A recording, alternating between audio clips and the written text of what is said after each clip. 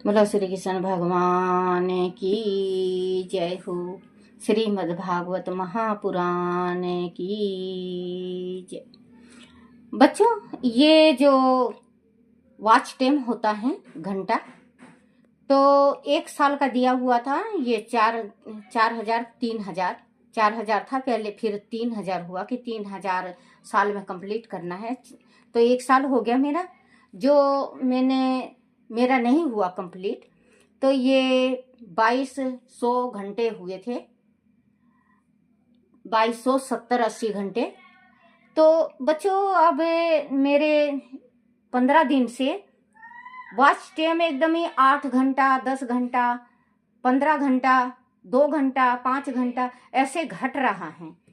मेरे ये समझ में नहीं आ रहा है कि मैं तो भागवत पुराण वैसे ही जैसे मैं पढ़ के डालती हूँ वैसे ही मैं डाल रही हूँ, लेकिन मुझे इसका रीजन नहीं पता है कि ये क्यों घट रहा है। अगर आपको किसी को भी अगर मतलब पता हो तो मुझे जरूर बताना कि दादी इस कारण से आपका वॉच टाइम कम हो रहा है।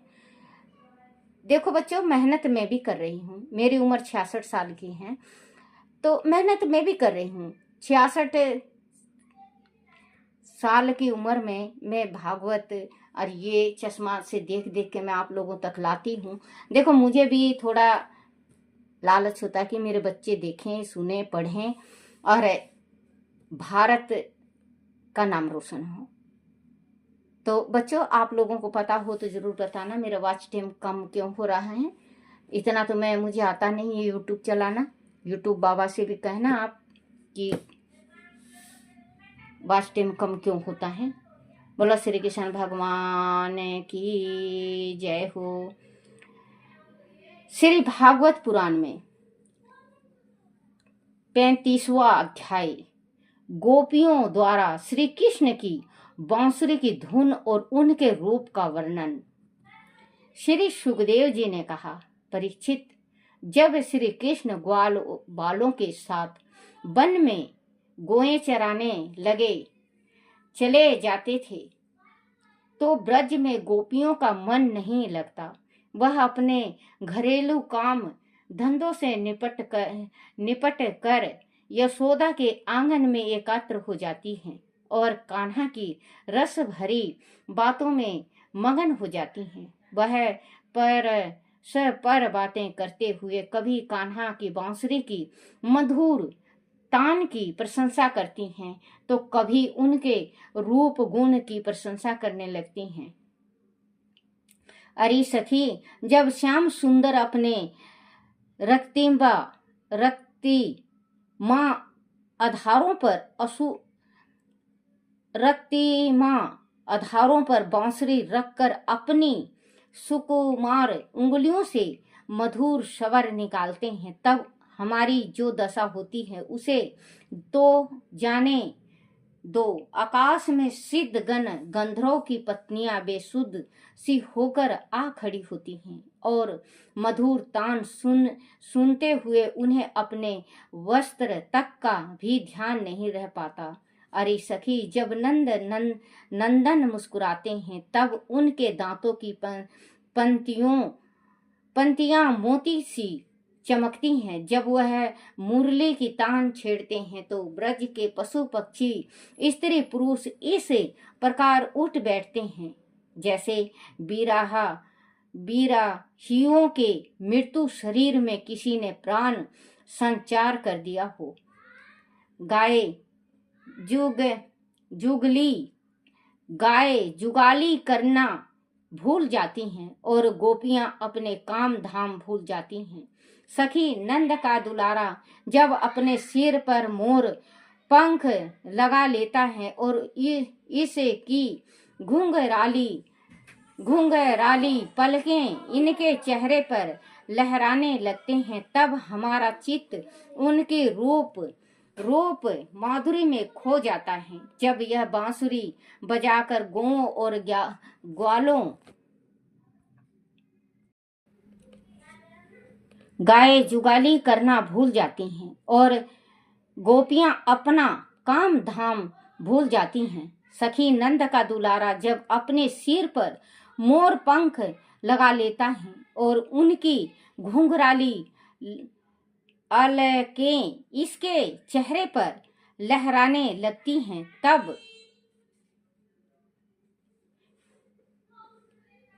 तब हमारा चित्त उनके रूप माधुरी में खो जाता है। जब वह बांसुरी बजाकर गौओं और ग्वाल बालों को वन में चलने का संदेश देते हैं तो गाय स्वयं ही रस्सा तुड़ाकर भाग खड़ी होती हैं।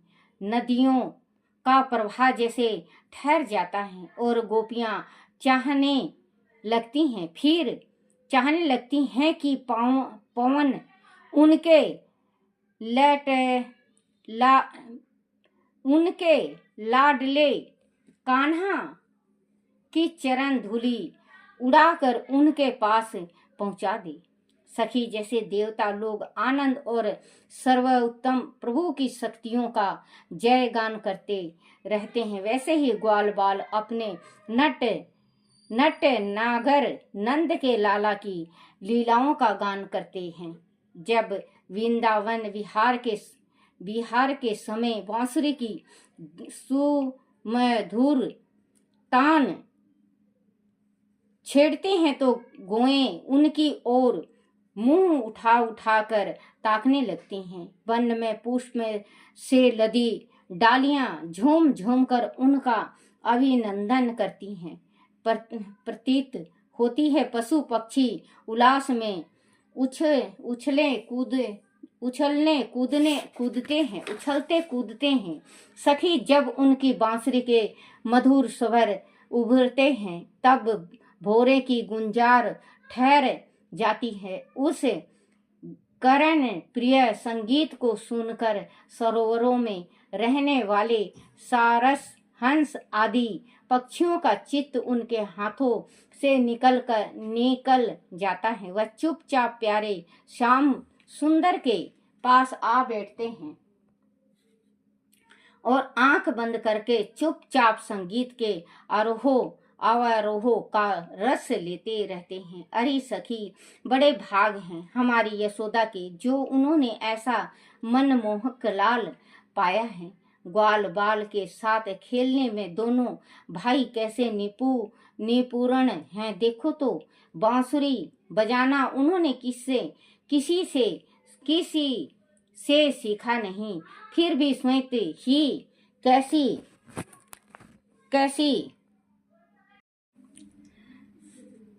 उन्होंने किसी से सीखा नहीं, फिर भी स्वयं ही कैसी मधुर राग बजाना, रागनियों का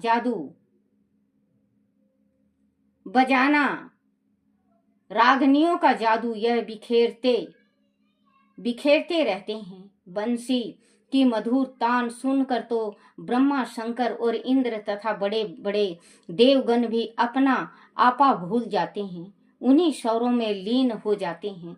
सखी, हमारे श्याम सुंदर जब मोर मुकुट पुष्प के कुंडल पहने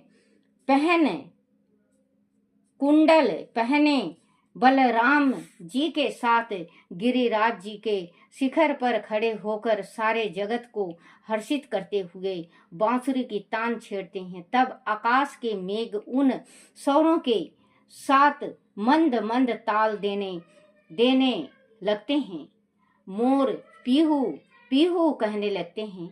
हल्की हल्की वर्षा की फुहारे से तन मन संगीत के सुरों के साथ भीग जाता है। अरे सखी, कान्हा की बंसी की ध्वनि, उनकी मस्त चाल, विलास भरी चितवन और चेहरे पर अटखेलियां करती अलके हमारे हृदय में प्रेम और मिलन की आकांक्षा के आवेग को बढ़ा देती है। हम उस समय मोहित होकर जड़ हो जाती हैं। सखी, उनके गले में पड़ी मणियों और तुलसी की माला अति शोभामान होती है। जब वह बांसुरी बजाते हैं और गौओं को अपने पास बुलाते हैं, उस समय गाय साथ मृगों की हिरनियां भी अपने चित्त उनके चरणों पर निछावर कर देती हैं। जैसे हम ब्रज की ग्वालियां अपने घर बार छोड़कर उन्हें घेरे रहती हैं।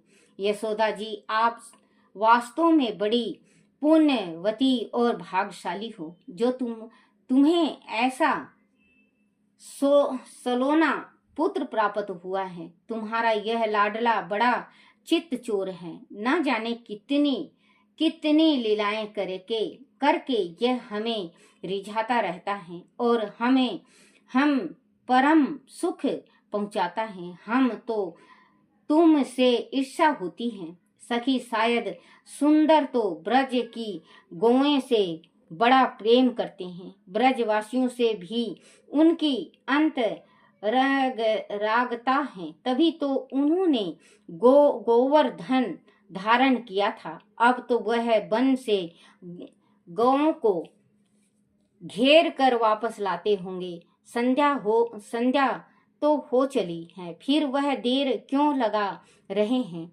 हमारी आंख बार बार वन से आने वाले मार्ग पर उठ जाती हैं। गोए के पीछे बांसुरी बजाते हुए अब आते ही होंगे। उनकी एक छवि निहार कर ही हम अपने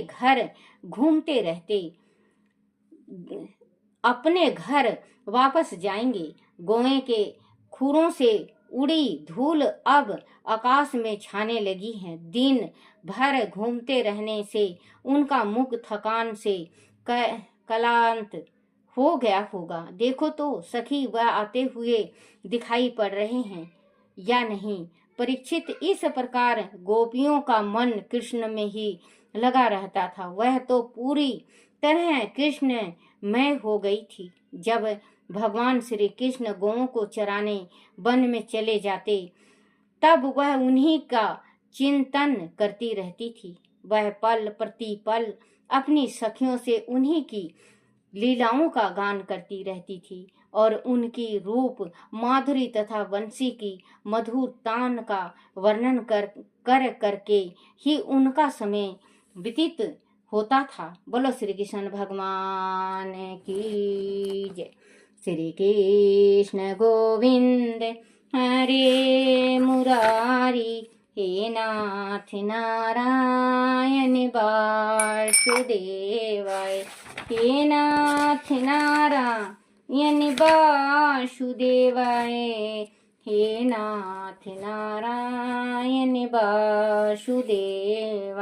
बोलो श्री कृष्ण भगवान की जय हो। अपने अपने माता पिता की जय, अपने अपने गुरुदेव महाराज की जय। हे मेरे कान्हा, हे मेरे बंसी वाले, हे मेरे गिरधर, मेरे से कोई भूल हो, कोई गलती हो, कोई टूटी हो, मुझे क्षमा करना, क्षमा करना, क्षमा करना। बोलो श्री कृष्ण भगवान की जय। श्रीमद् भागवत महापुराण की जय हो।